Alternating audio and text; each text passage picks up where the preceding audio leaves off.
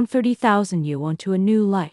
Chapter 1 Divorce Agreement. On the day of the divorce, Xu Yan didn't come. I sat in the cafe next to the Civil Affairs Bureau waiting. 40 minutes. The coffee went cold, and the waiter refilled my water twice. Her look of sympathy slowly turned to sister. Don't wait anymore. Finally his lawyer arrived. A middle-aged man with gold-rimmed glasses. Smiling like an insurance salesman, he pushed the agreement across the table. Ms. Shen? Mr. Xu had an urgent meeting. He entrusted me to handle everything. Just sign here. I opened the agreement. The first 10 pages were nonsense reached through friendly negotiation, based on the principle of equality and volunteerness. In 3 years of marriage to Xu Yan, the only equality was that he didn't even show up for our divorce. I flipped to the last page. 30,000 yuan. Just 30,000. It cooked, washed clothes, and endured his mother for 3 years, only to get 30,000 yuan as severance, barely enough to send a beggar away. But I signed it. Not because I didn't care about the money, but because the doctor said I had at most 6 months left advanced pancreatic cancer. On the day I got the diagnosis, I sat in the hospital corridor for 4 hours. I didn't cry, I just stared blankly, like someone who had the power cord pulled mid-game screen black, no idea what to do next. People passed by. An uncle with a thermos glanced at me. A cleaner mopped around my feet. I just sat there. Later, I thought I only have 6 months left. 30,000 is fine. At least it's quiet. After signing, the lawyer took the agreement and offered his hand. I didn't shake it. Where's she in? Mr. Xu really has an important meeting enough? I picked up my bag and left. The day after the divorce, Xu Yan's mother posted on WeChat Moments a photo of her and Xu Yan smiling like they won the lottery. I liked it. She replied to my private message instantly. What do you mean by this? I texted back. Congratulations. She blocked me. I stared at the red exclamation mark for a long time, then laughed. Honestly, it felt great. Before, I'd pretended to be virtuous, sensible, and done angry in front of her. Now I didn't have to. I was dying anyway. Who cared? I spent the 30,000 yuan in the first month.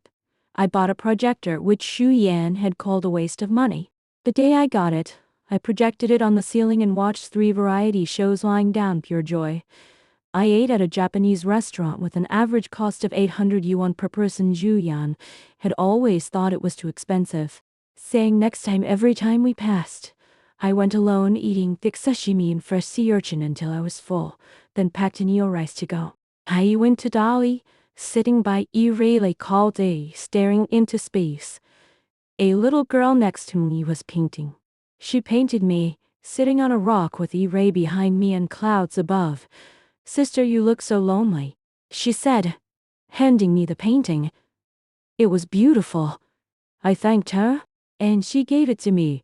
On the way back to the hotel, I blocked all of Xu Yan's contacts' phone. WeChat, Weibo, even Alipay. Clean and tidy. Chapter 2 Bucket List. In the second month, I started a bucket list. I wrote 2 items. Then cows and go on. Not because I was sad, but because I realized that after 3 years of marriage to Xu Yan, I'd forgotten what I even wanted. First item, eat a good meal. I crossed it out. Was that even a wish? Second item, travel. Crossed out 2. It was too vague. I stared at the blank paper for half an hour, unable to write a single word. Forget it. I signed up for a pole dancing class. Don't ask why, I didn't know myself. It passed to gym. Seen a poster. Pole dance trial class, 99 yuan. And walked in to pay. The coach was a Northeast woman in her 40s, with arms thicker than my legs. She looked me up and down. Girl, you don't look like you're here to dance, you look like you're here for physical therapy. I said, sister, I only have 5 months to live. Teach me whatever you can. She froze for 2 seconds, then patted my shoulder. All right, you've got guts. She played an electronic song, volume cranked up so loud the mirror shook. I followed along, wiggling like an electric minus shocked loach. She didn't laugh, she stood beside me, eating sunflower seeds and giving instructions: lift your hips higher. Yes. Grab the pole. Harder. After class, she handed me a bottle of water. Coming back tomorrow? Yes. She nodded. Your attitude is better than those who live to 80 and still dare not move. I went 3 times a week after that. I learned to hang upside down, spin, and a move called Superman. One hand on the pole, body horizontal in the air, the other stretched forward like a flying superhero. The coach said I learned it fast. I said it was because I didn't have time to take it slow. You're interesting, she said. Dying? Yet you finally start living. I thought about it, he was right. Before, he worried about everything, but his Juliet was unhappy. What if his mother disapproved? What would Kais think? Friends? Now, I was dying. Who cared? I dyed my hair red. Julian had said it made me look old. I stared in the mirror for a long time. It looked good. Where was the old? His mother had said girls with piercings were improper. I got my ears pierced, shaking my head to hear the jingled. It sounded nice. I even got a tattoo, a small character E on my wrist. The tattoo artist asked what font I wanted. Whatever, I said. Is this your name? He asked. Yes, he didn't ask more. The needle hurt a little, but nothing compared to cancer or divorce. Chapter 3. Open mic. First encounter in the 3rd month. I didn't open mic again. For no reason. I was practicing with the coach, resting on the floor drinking water, when she said, "You're funny when you talk. Ever thought about doing stand-up comedy?" No, give it a try. You've got nothing to lose. I thought she was right. I was dying. Embarrassment didn't matter. I found a small theater, hidden in an alley with a shabby light box that said open mic. Admission was 20 yuan, and there were about 30 audience members. I was nervous, my hands shaking before going on stage, not because I was afraid of being bad, but because I was afraid of no one laughing. Backstage, I saw a man behind the bar, black minus rimmed glasses. Long hair and a small ponytail, wearing a faded sweatshirt, wiping glasses. He looked up. First time? Yes. Nervous? A little. He put down the glass, poured me a cup of water. Drink this. Once you're up there, ignore the audience, talk like you're looking in a mirror. Are you the boss? No? The boss is my friend. I'm helping out. He held out his hand. Lu Bi Chen. Chen Zi Hie. His hand was cold, damp from the water. When it was my turn, the lights were blinding, the audience was dark, faces indistinguishable.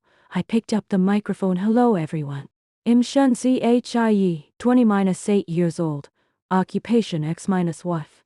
Someone laughed. I got divorced last month. My ex-husband didn't come, sent a lawyer. Gave me 30,000 yuan. Silence. 30,000 yuan, you know what that is? It's the price of one of my ex-husband's watches. A bag Philippe I accompanied him to buy. He put it on my credit card. Said he'd pay me back next month. Still hasn't. More laughter. I kept talking about his mother's WeChat post. About being blocked for liking it. About dyeing my hair and getting piercings. About the coach saying I looked like an electric minus shocked loach. The audience laughed louder. At the end, I said, someone asked me if I hate my ex-husband. I paused. I did. But then I realized hating someone is tiring. To hate him, you have to remember him. Oh, and remembering him ruins your own life. So, I decided not to hate anymore. Silence. Now I only do one thing. Spend that 30,000 yuan. Spend it beautifully. Applause. Off stage. Lu Bi Chen leaned against the bar, smiling. You did great. Really? Really. Especially the last part, spend it beautifully. That could be a slogan. I drank some water. He handed me a tissue. Wipe your sweat. That night, I got 17 WeChat friend requests from the audience. Lu Bi Chen texted, coming back next week? Yes, they'll buy you coffee. Oh, today's special free. I asked what the special was. He sent a photo. A coffee cup with a cat flipping the bird. Caption, screw it all. I laughed. This guy was interesting. Chapter 4 Misdiagnose. A sex-minus husband panics. The call came in the afternoon. I was at Lubi Chen's cafe. His friend had given him the small theater, which he turned into a cafe with open mic at night. He'd become a regular performer. My phone vibrated. Unknown number. Is this Miss Shenzhie Hie? This is the pathology department of Rennie Hospital. I froze. Yes, Miss Shiori. Very sorry. After reaching your pancreatic cancer diagnosis from 3 months ago, we confirmed there was a specimen number entry error. What does that mean? You don't have pancreatic cancer. The diagnosis was a misdiagnosis. My head buzzed. You're in good health, Miss Jin. A misdiagnosis confirmation has been sent by EMS. It should arrive in 2 days. Wait did you send it? The emergency contact address on your medical record. I've forgotten to change it after the divorce. It was Xu Yan's company. Who is the recipient? Mr. Xu Yan. I hung up. Lu Chen was wiping glasses. He noticed my expression. Pulled a chair over. What's wrong? I'm not dying. That's good. The misdiagnosis confirmation was sent to Xu Yan's company. He froze for 2 seconds, then laughed quietly. But his shoulders shook. What are you laughing at? I'm imagining your ex-husband's face when he opens that letter. He took a small blackboard from behind the bar, erased the daily special, and wrote ex-husband's text read. Not replied. He turned it to me. This special is free today. My phone started vibrating. An unknown number called 3 times. I didn't answer. The 4th call was from a number I knew. Xu Yan. Still no answer. A minute later, a text. Zhie. I got the letter. Where are you? I need to see you. I handed the phone to Lu Chen. He read it, looked up. What do you want to reply? I thought, can type 2 words. Not here. Sent. The phone vibrated again. I'm sorry. Lu Chen meaned over 3 words more valuable than your 30,000 yuan. Reply? No. He stood up, made a latte with a cat flipping the bird, pushed it to me. Replied for you. I laughed, not because of Xu Yan, but because I was dying. For 3 months. I'd thought I had 6 months left, living each day like it was my last. Now I was told it was a mistake. I didn't know if I should be happy or sad. Lu Chen said nothing, pushed the tissue box over, and kept wiping glasses. After a long time, I wiped my face. Lu Chen. Thank you. For what? For saying I should come to the open mic anyway. He paused. Did I say that? Yes. The first day I came. You said if I only had 3 months left, I should definitely come. He thought, did I? Yes. He kept wiping glasses. Well, it was true. I took a sip of coffee. It was good. Chapter 5 Ex-husband's frenzy. Ex-mother-in-law's meltdown. Xu Yan looked for me for 3 days. First day 40-7 calls. I counted because I was bored. Didn't answer. Second day 6 different numbers sending texts. From I'm sorry to where are you to Zhie. Please answer the phone. Didn't reply. Third day he started asking my friends. My best friend Lin Mayan sent a screenshot of her chat with Xu Yan. Lin Mayan. Is Zhie with you? Do you know where she is? No. If she contacts you, tell me. Okay. Lin Mayan added okay, meaning I won't tell you. I replied with a thumbs minus up. My girlfriend's group blew up. Ha, is he crazy? Now he remembers her after she spent the 30,000? Tell him to get lost. My mom even replied she never spoke in the group. Daughter, ignore him. Mom will set you up with someone new.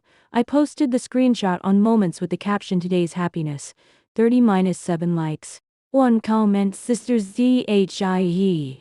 Your ex-mother-in-law lost her cool. In the next comment section, I clicked over. It was Xu Yan's mother, commenting on my open mic video. The woman in the video is my ex-daughter-in-law. Everything she said is Mia. The 100 plus replies, Auntie, why are you in a hurry? The more you deny it, the guiltier you look. So you're the one who gave her 30,000 yuan to leave. Hi, Auntie. When are you publishing your book? How to ruin your son's marriage with 30,000 yuan. Laughing, she didn't even name names, and you jumped out to admit it. Julian's mother kept replying, "What are you laughing at? She lived in my house for 3 years, eating my food and staying for free." The comment was deleted, but someone took a screenshot. I zoomed in, eating my food and staying for free. 3 years, I cooked, washed, and took care of her. In the end, I was the one leeching. Honestly, I felt nothing. Not holding back, just pure indifference, like watching someone else's drama. I sent the screenshot to Lu Chen. He replied instantly, "Your ex minus mother minus and minus law's writing is worse than yours." I replied. He sent, "At least you wouldn't use such a tacky phrase as eating my food and staying for free." I laughed. He sent another message. "There's a stand minus up comedy competition tomorrow night. First prize is 5,000 yuan. Join. Yes? And go to bed early. Don't waste time with fools." Who's wasting time? You saved the screenshot. Don't lie. Good night, Shenzi Yi. I didn't reply, but put down my phone and fell asleep soundly. Chapter 6 Competition. Calling out my ex-husband on the night of the competition, Xu Yan came. I didn't know how he found the place, probably asked a mutual friend. He sat in the third row, dead center, wearing a dark gray suit, the tie he'd picked out for him, hair neatly combed out of place with everyone else. I saw him, he saw me. I picked up the microphone. "We have a familiar face here tonight. My ex-husband. Cat calls. Don't worry. HES not here to reconcile. HES here to confirm something." Julian looked stunned. 3 months ago, the doctor said I had cancer. He thought taking care of a patient was too much trouble, so he gave me 30,000 yuan and sent me away. Silence. Today, he got a letter from the hospital. It said, "Sorry. Misdiagnosis. I'm not dying." Laughter exploded. Gianna's face turned white, then red and blue. HES probably wondering if he can get that 30,000 yuan back. Laughter got louder. I looked at him. Zhu Yan, I spent the money. 8,000 on a projector, 800 on Japanese food, 2,000 on plane tickets to Dolly, 2,000 on pole dancing classes, 300 on hair dye. 120 on piercings, 500 on a tattoo. The rest went to coffee. Eamon shouted, "Are you giving a financial report?" The audience roared. I continued. "Someone asked me if I hate him. I said no."